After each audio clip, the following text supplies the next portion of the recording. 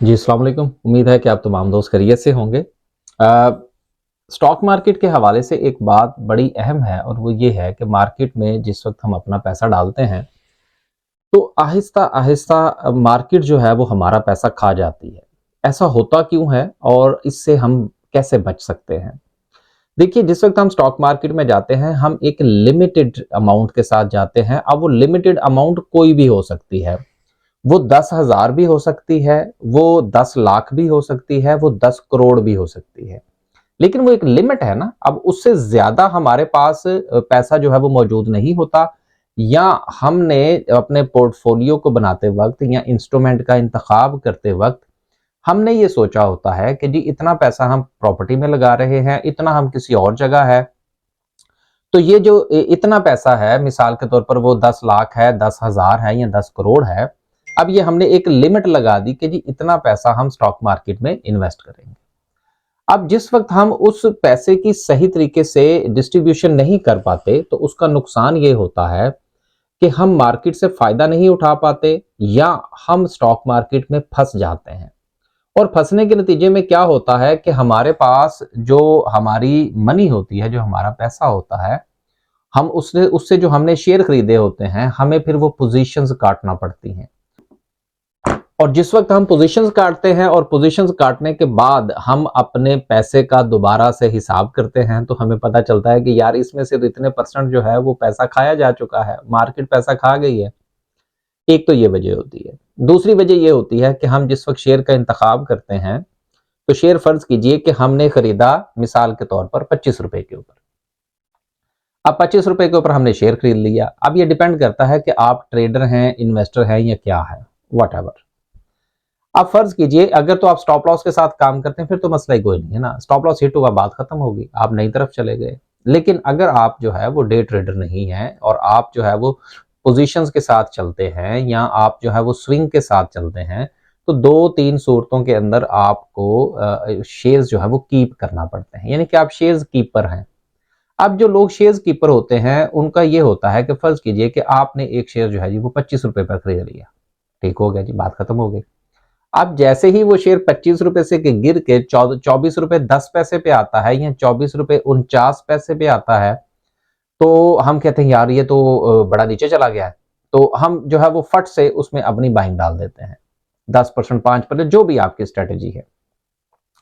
अब फिर जब वो ₹24.49 या ₹24.10 कर लेते हैं, वहां से गिरता है तो वो ₹23.70 पे आ जाता है। हम कहते हैं और खरीदो।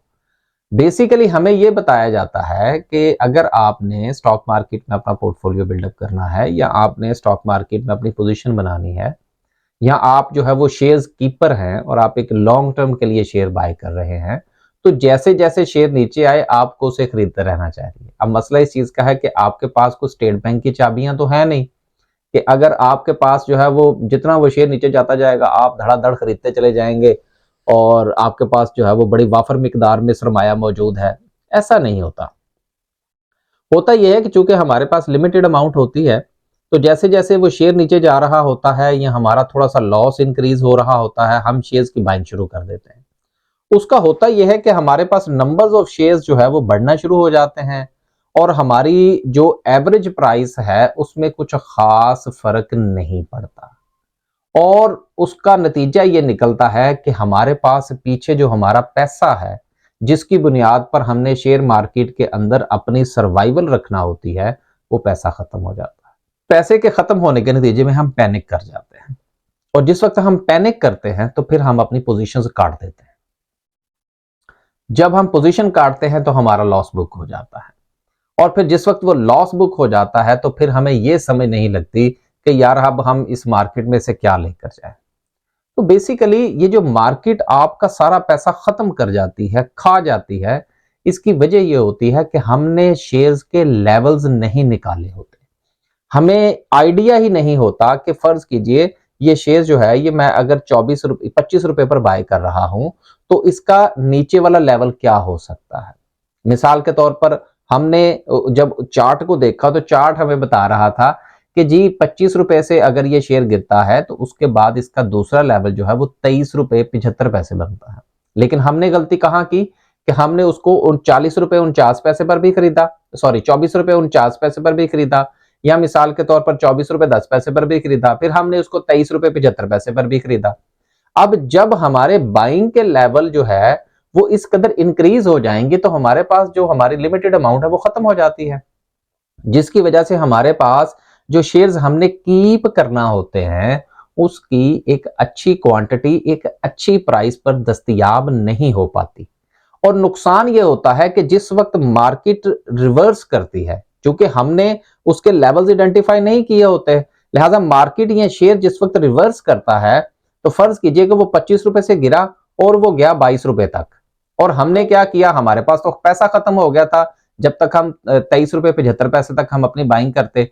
अब हमारे पास एक लेवल जो है वो 25 का आ गया, दूसरा हमारे पास 23 रुपए 75 पैसे का आ गया, और एवरेज हमारी बनी कुछ 24 रुपए 10 पैसे या 24 रुपए 25 पैसे। अब इस 24 रुपए 25 पैसे, अब 24 रुपए 25 पैसे पर हम शेयर लेके बैठे हुए हैं, और शेयर जो है वो पीछे जो है वो 22 रुपए पे चला गया।